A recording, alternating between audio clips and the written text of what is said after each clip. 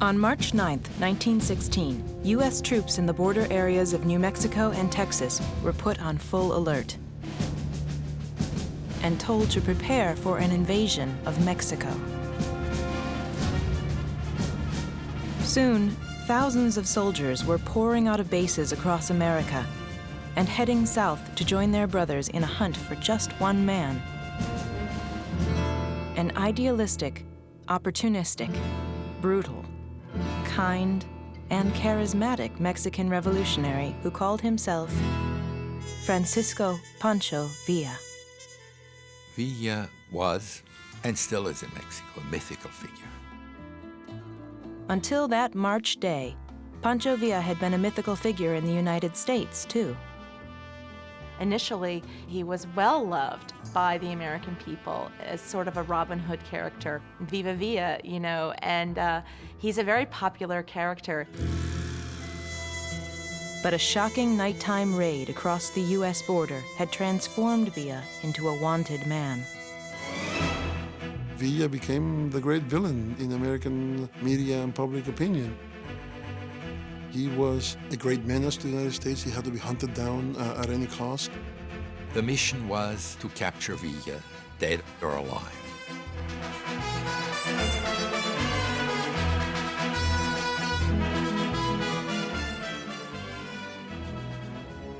In the hours before dawn on March 9, 1916, most of the residents of the tiny desert town of Columbus, New Mexico, were still in bed.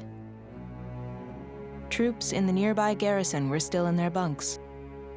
The local sheriff's office was locked up tight. But not everyone in Columbus was asleep. Out at the edge of town, 500 armed Mexicans under the command of bandit and revolutionary Pancho Villa were about to launch a stunning attack. They swarmed into the town and took the Americans by surprise. Before the residents knew what had hit them, Columbus was ablaze. When the American troops awoke, they could see in the fire who were American civilians and who were the Villistas. And they fired with machine guns into the Villistas, who soon had to retreat. The American troops pursued them across the border but couldn't catch them. And about 100 Mexicans and 16 Americans died in that attack. The first foreign invaders to attack the U.S. mainland since the War of 1812 had been beaten back. But not before the town of Columbus had been devastated. As the survivors in Columbus kept an anxious watch in case Villa's men returned, Americans across the nation demanded to know how and why this outrageous attack had happened, and just what President Woodrow Wilson intended to do about it. This was an election year, and Woodrow Wilson was under pressure to do something about Mexico. He was attacked by his enemies as a man who was soft on Mexico, who couldn't defend the United States. And so he decided to send an army called the Punitive Expedition into Mexico. They were going to hunt down a man most Americans had thought of as a friend, right up to the eve of his raid on Columbus. For over 20 years, Villa had lived a double life as both a bandit and the leader of a revolutionary army. Stories of his exploits had made him seem like a romantic, even admirable figure. Villa had even become a Hollywood star after legendary director D.W. Griffith sent crews to Mexico to film his latest exploits and restage some they had missed. The movie was a hit and cemented Pancho Villa's fame north of the border. But it also made it hard for Americans to see the real Villa through the myth that both he and Hollywood were creating. Pancho Villa was an extremely complex person and character with a almost mythical status, which makes his interpretation of his life and who he was a very, very difficult thing to do. He's originally from Durango, an area of northern Mexico. He was the son of basically debt peonage parents. They lived landless on a hacienda owned by a very wealthy hacendero, and they would work the land for basically a pittance. Villa and his family were just a few of the millions of poor Mexicans whose lives and livelihoods were being destroyed by the policies of Porfirio Diaz, Mexico's ruler for 35 years. Porfirio Diaz was the unquestioned dictator of Mexico, the man who determined everything. And some of the things he did were not bad. He was trying to bring Mexico into the modern period, build infrastructure, build railroads, build the oil industry in the early 1910s. But the other side of the coin was, because of the building of the railroads, land values rose rapidly. A lot of foreign investment came in. So there was a real incentive to take land away from the poorest groups of society. And the Diaz government protected these land seizures. What we see are more and more and more of the Mexicans becoming more and more landless, to the point where by 1910, about 300 families own about 70% of the land. Thousands of peasants suddenly had the feeling they had lost their freedom, they had lost their autonomy, and if they protested, they were either sent to the army or massacred. Villa and his family were part of this newly disenfranchised class.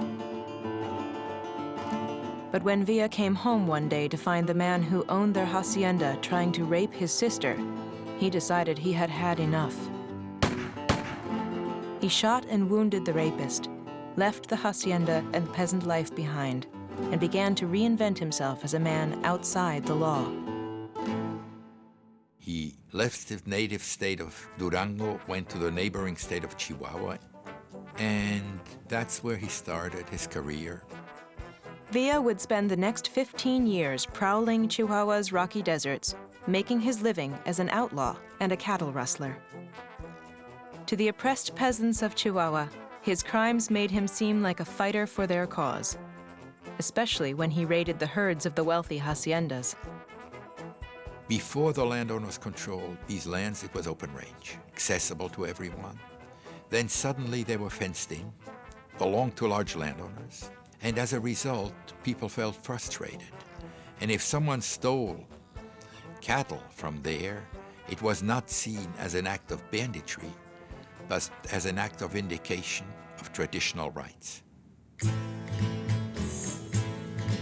But Villa was just getting started. In 1910, he began transforming his ragtag outlaw gang into a real army, and transforming himself into one of the leaders of a widespread revolution to win back the rights stolen from Mexican peasants under dictator Porfirio Diaz. He managed to organize out of all these people, without a doubt, the most formidable army the Mexican Revolution would witness. At its height, something in the order of 50,000 men. It was, in fact, a professional army that are quite striking, especially if one considers that Villa was not himself a very educated man. He cared for his soldiers. He knew them, cared for them. When they were ill, he sent them to a hospital. If they told him, "My family has no money," he gave them money. He made it a point every night to eat at their campfire and partake of their food, partly out of solidarity, partly to prevent himself from being poisoned. He had a prodigious memory, remembered his soldiers, talked to everyone about his family, and so he had established a genuine link to his soldiers. As the revolution continued, Villa and his army went from victory to victory. His soldiers began to claim that their general was unbeatable. He was the only leader of the revolution where people went into battle shouting his name. Viva Villa was the rallying cry of his army. Villa's men weren't the only ones shouting his name. It was on the lips of the Mexican people, too. They knew that Villa was the son of peasants and saw him as one of the few leaders of the revolution who really understood what they were fighting for, really cared about their past wrongs and future well-being. He had a genuine agenda for social change that was centrally concerned with the needs of poor people. Whenever he came into a town, he forced the richest people in the town to give him a large contribution. And the first thing he did was to give food and money to the poor. That obviously created a kind of Robin Hood legend about him, and he became extremely popular.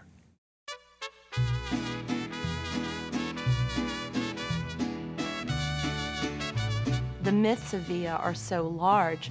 There are at least 100 revolutionary ballads or corridos about Villa and his men that refer to his life, his origins, his revolutionary leadership. We have the outlaw, the bandit, the independent revolutionary leader, the lover. He had at least 27 unofficial wives and one official wife. He loved to dress as a dandy, and he had tailors everywhere.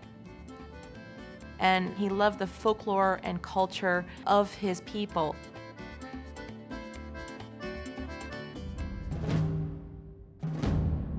But he could be savage, kill enemies, but even that did not detract from another image that the poor appreciated very much, the image of the avenger. There was the feeling that when he killed large estate owners or federal officers, he was going to avenge the wrongs that these people had inflicted on them. So his cruelty even, which was at times genuine, could reflect positively on his personality because of that image of the avenger. Villa's legend got a boost in May of 1911 when he and his army helped to win the fight against Porfirio Diaz. But as soon as they had deposed and exiled their common enemy, Villa's allies in the revolution, many of them generals with armies of their own, began to pursue their own agendas and to turn their armies against each other. Soon, the rising chaos in Mexico was causing alarm thousands of miles away in Washington, D.C. President Wilson was already worried about the outbreak of World War I in Europe. He couldn't afford to have another war raging just south of his borders, too. The U.S. government had an interest in stability in Mexico, especially as the war in Europe became larger and larger. The United States wanted to identify which of these factions was the likeliest to be friendly to the United States and to guarantee the kind of stability that the U.S. needed. President Wilson, for a while, was very interested in sort of working with Villa and in fact, to start thinking of Villa as potentially the new leader for Mexico, which is a striking proposition when one thinks about it now. But before Wilson could make up his mind about who to back in Mexico, a wealthy landowner named Venustiano Carranza declared himself the new leader of the revolution. Villa refused to bow to Carranza's authority.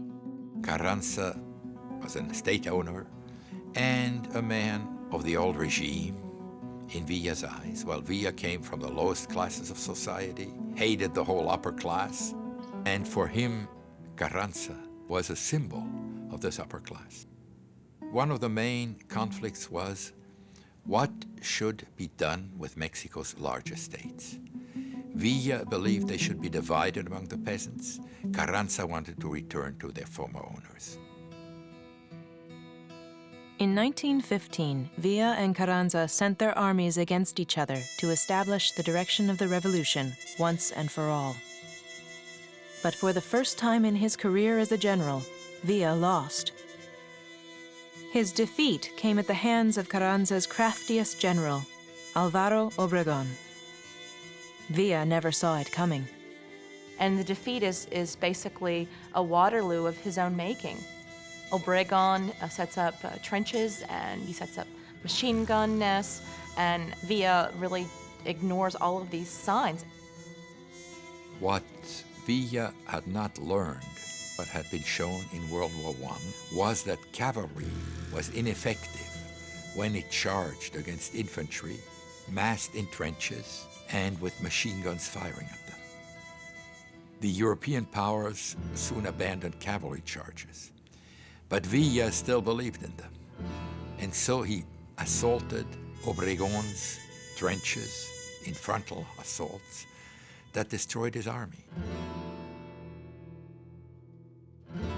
That was his fall from grace in Mexico. And in Washington, D.C., too. Carranza's victory over Villa prompted President Wilson to make a decision that would change the course of the Mexican Revolution and plant the seeds for Villa's raid on Columbus. Woodrow Wilson recognized Carranza. Not only did he recognize Carranza, but he allowed Carranza's troops to come through U.S. territory and attack Villa in the state of Sonora, where Villa had gone on a military campaign. Villa considered this a breach of neutrality and an act of war.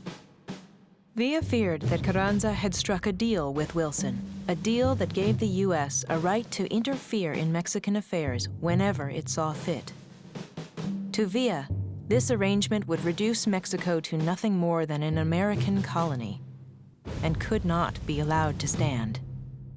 Villa believed, wrongly, probably as it turns out, that Carranza had struck a deal with the United States, and he needed to create a situation that would provoke a U.S. invasion of Mexico in order to shatter the alliance between Carranza and the United States. Villa realized that the best way to provoke an American invasion of Mexico was to attack the U.S.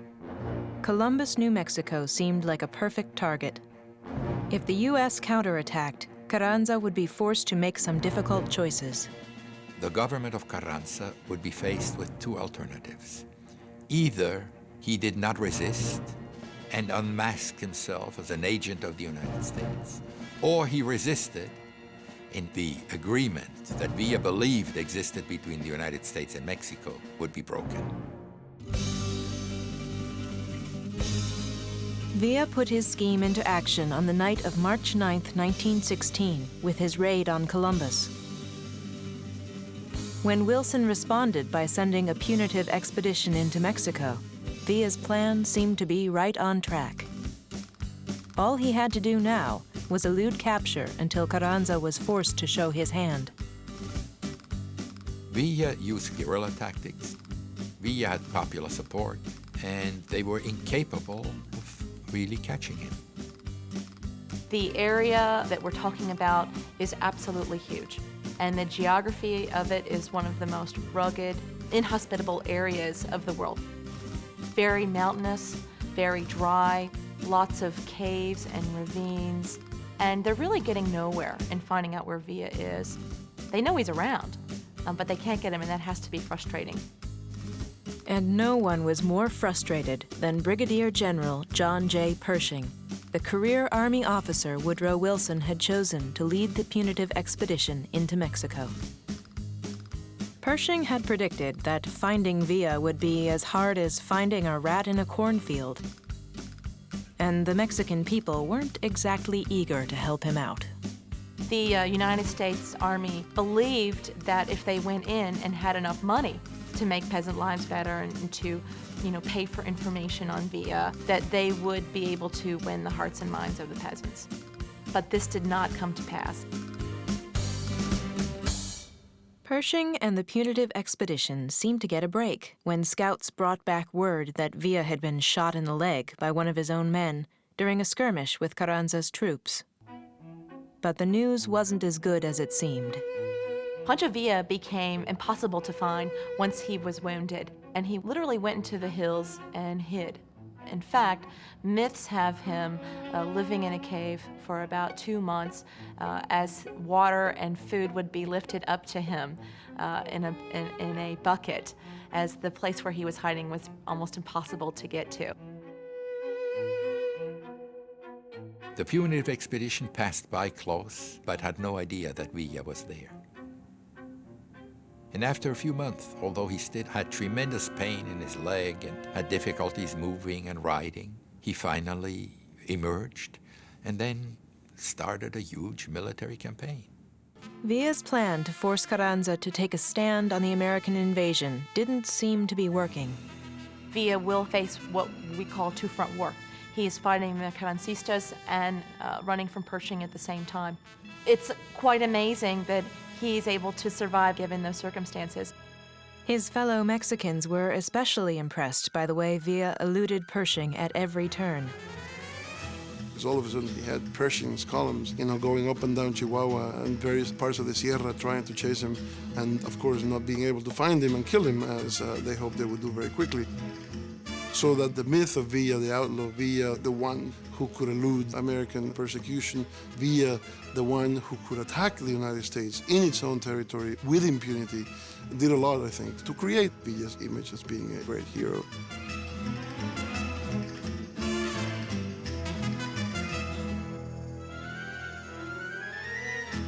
If you look at the effects of the punitive expedition on the size of Villa's following, he does increase his numbers quite dramatically as the anti-Americanism leads to more people following Villa. When he left the cave in the later part of 1916, he was joined by nearly 10,000 men. Not so much because they were for Villa, but because they resented the American occupation of their country. Mexicans were angered most of all by the way Pershing and the punitive expedition kept pushing deeper and deeper into their country without bothering to ask for permission to proceed. We must remember that as recently as 1898, the U.S. had fought with Spain over Cuba and Puerto Rico and the Philippines, had annexed Puerto Rico, had taken over Cuba, very close to Mexico, and the Mexicans were also very aware of that. Finally, Villa's scheme to drive a wedge between Carranza and Woodrow Wilson began to pay off. Carranza, desperate to prove that he hadn't sold Mexico out to the U.S., was forced to take a stand against Pershing in the name of national sovereignty. As the Americans penetrated more and more into Mexico, Carranza finally gave them an ultimatum: if you don't stop, there will be war between our two countries. The Americans ignored the Mexican ultimatum, but when they got to the small town of El Carrizal, Carranza's troops were waiting for them. The Carrancista commander told the American commander, "I have orders to resist you should you march in." And the American commander took the decision, "I won't let any Mexican interfere with my affairs," and ordered a charge. To the Americans' surprise, the Carrancistas won the battle, inflicting heavy losses on the U.S. troops and taking 23 prisoners. And what that led to in the United States was increasing calls for the Pershing expedition to be canceled and pulled back. But Wilson didn't pull Pershing and his men back, and he wouldn't let them move forward either. Wilson gave orders to the punitive expedition not to march further south, but to remain in the northern part of the state of Chihuahua. During that time, Villa captured the capital city of Chihuahua, which did not greatly help the prestige of either Pershing or the U.S. Army. Wilson couldn't seem to decide whether he wanted the punitive expedition to stay in Mexico or head for home. Pershing and his men were left with nothing to do but sit tight in camp while their commander-in-chief made up his mind. The result was catastrophic for the United States. On the one hand, they were still seen as invaders. On the other hand, since they couldn't advance south, they couldn't effectively defeat Villa. So they had the worst of both sides.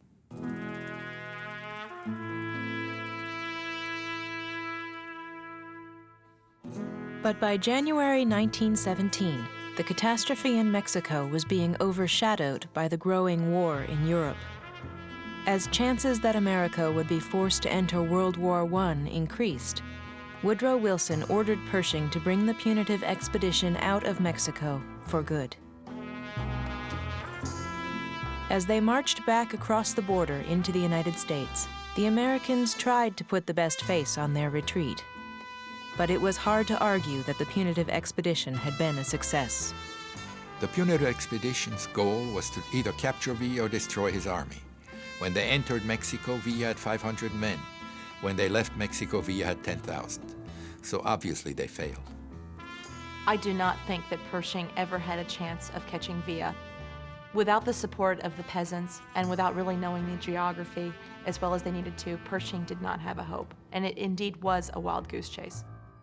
Pershing would have more success on his next assignment as the leader of America's victorious expeditionary force to Europe during World War I. But in Mexico, Pershing's retreat became the defining moment in Pancho Villa's life and legend. There was one famous ballad that's still being sung today, of Villa in an airplane waving goodbye to the American troops, and the shamefaced Americans crossing the border, not even looking into each other's faces, defeated by the Villistas. Obviously, Villa was never in an airplane, but this kind of legend now emerged, and it was seen as a great victory for Villa. But that was just the legend. In real life, things didn't turn out the way Villa had planned. The years from 1917 to 20 were Villa's worst years, basically because he began losing popular support. People in Chihuahua thought fighting Carranza was hopeless, would not lead to anything, while Villa wanted to continue fighting. And that to him was the worst period in his life. In 1920, Villa gave up the fight and retired to a remote hacienda, only to be ambushed 3 years later on his way to visit one of his wives. The real Pancho Villa died in a hail of bullets. But the legend lives on. He really has come to represent, and especially to foreigners, what Mexico was and is today. He is still a hero to millions of Mexicans. When I presented my book on Villa, hundreds of people from Chihuahua came. The rooms were overcrowded. Whenever I lecture, or anyone else lectures on Villa, people from the poorest segments of society come to listen. They still see him as the avenger of their wrongs. And in that sense, in spite of his cruelty that he sometimes manifested, he remains one of the most popular figures of the Mexican Revolution. Villa, the Mexican who dared to stand up against a powerful neighbor, who dared to fight for the rights of the poor. Villa the Avenger, Villa the Robin Hood, and Villa the Uncorruptible. Those are the legacies that remain today.